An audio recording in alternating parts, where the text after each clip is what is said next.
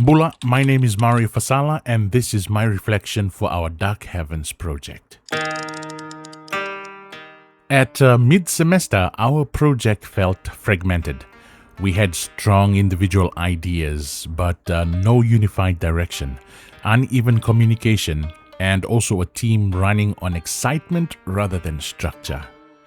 From that point forward, the story of our second half became one of rebuilding, learning how to operate like a studio rather than a classroom group. I took on a stabilizing role. My focus shifted from simply producing creative work to actually helping and guiding the team through delivery. We refined our scope around episode 3 at the time and locked the tone and pacing, and we started polishing towards a coherent final showcase. Now, looking back at week 7 compared to the end, I can actually see our growth. The early cut was choppy, things didn't go as planned, we had missing assets, Marcus' backgrounds were too realistic to actually gel with Charmy's artwork. So those were some of the things that we had issues with back at week 7.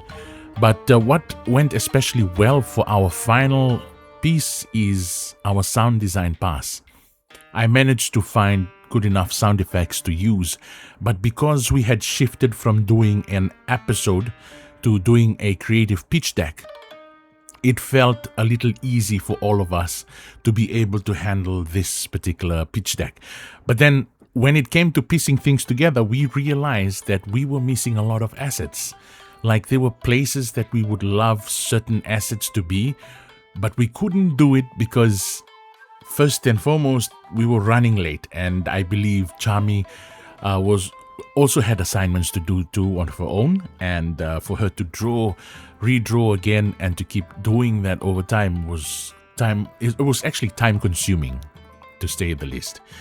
But we managed to work with what we have. Even though our final product was missing a couple of limbs, we are more proud that we actually pieced something together given all the turmoil that we had to go through. So that was an important step for us. But at this stage, I began feeling less like a student collaborator and more like a production lead. I was helping along, trying to quietly encourage the team to keep moving forward and to stay motivated no matter what.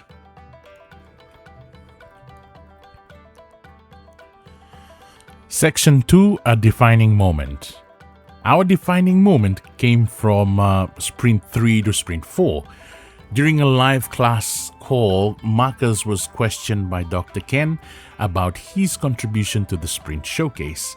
Now, under pressure, Marcus kind of broke down and he went off at Dr. Ken and swore at him.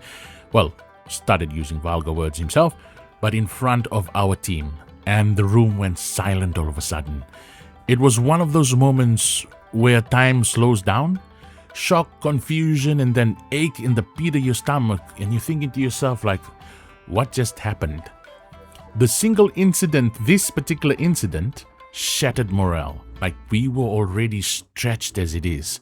First, Dan, who had taken command of the group when we started, ran the project, and he was the project lead. But after he dropped the unit, all of a sudden, we were left with Oliver, who was trying to rebuild the whole pitch deck from fragments that Dan had left, and it was quite difficult for him to do that. Charmy was also feeling that her art style wasn't being appreciated because feedback kept pushing her towards certain things that she wasn't used to or didn't want to. For instance, her artwork of Leo, Kylie said that it looked too pretty. Leo looked too pretty, and that she wanted Leo to look a bit more masculine, more, ugly was the term that she used. And that didn't sit well with Charmy, and she wasn't feeling the fact that her artwork was going to be appreciated enough. So we had Clovis as well. Clovis used to do videos, but more clean corporate edits rather than creative cuts. And I was the one just trying to keep everyone talking to each other. But when Marcus lashed out, we were advised to remove him. But doing that, so close to the end, felt like giving up on him, and I believe we could still find a way back. So instead of cutting him off completely, we chose compassion. I reached out privately to each and every one, and we just kept communication lines open, kept the communication gentle, and reminded the group that everyone responds differently to stress. That decision changed our culture. It forced us to actually lead with empathy rather than frustration. Slowly, we kind of pulled things together. Oliver steadied the documentation, Charmy re-engaged with new confidence, and even Marcus, though distant, began contributing again. Now, by the time we reached Sprint 5, we had rebuilt enough trust to function. The final showcase wasn't just a creative victory. It was an emotional repair turned into a product. So this period taught me more about leadership than any technical task ever could. Like, true professionalism isn't proven when things are running smoothly.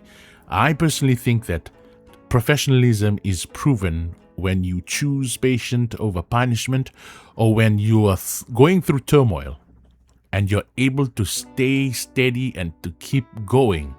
That is the true test of a professional. Section 3, Holistic Professional Summary. Now, working on a live IP like Dark Heavens deepened my understanding of ethics. Respecting Kylie Chan's world meant like gutting tone, character, and also the law integrity. We made sure every asset was original or properly credited, and we wanted to remain and honor the no AI rule, even when the temptation for shortcuts was real. Like, at one stage, we were thinking about finding an alternative way to get our artwork done because we felt defeated at that point.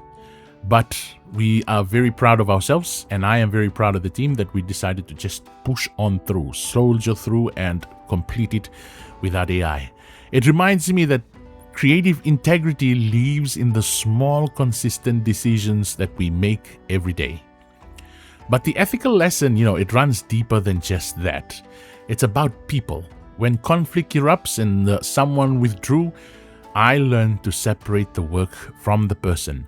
That balance between accountability and compassion is what sustains creative industries. So this whole process also reminds me of my earlier professional years, the times when I was the one being guided through the chaos by patient mentors. Seeing these young creatives learn in real time felt like the world came full circle for me. I realized that experience means little if you can't translate it into guidance. So since the mid-semester review, my biggest personal growth has been emotional intelligence.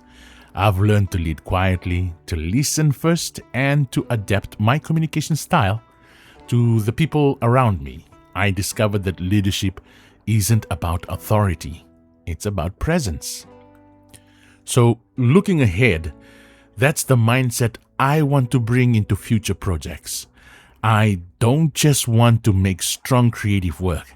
I want to be able to be that person who could build healthy creative cultures where my team or people around me feel safe enough to experiment and fail forward. Not fall, fail forward. Professionalism to me now means creating stability for others, keeping teams cohesive when pressure rises. And, if you were to ask me to sum up everything in a sentence, this whole 13 weeks, I could sum up in this one sentence. Creativity thrives where compassion and professionalism meet. We as a team didn't just finish a project. We built resilience, empathy, and respect. And those lessons will follow me into every studio I step into next. Vinaka.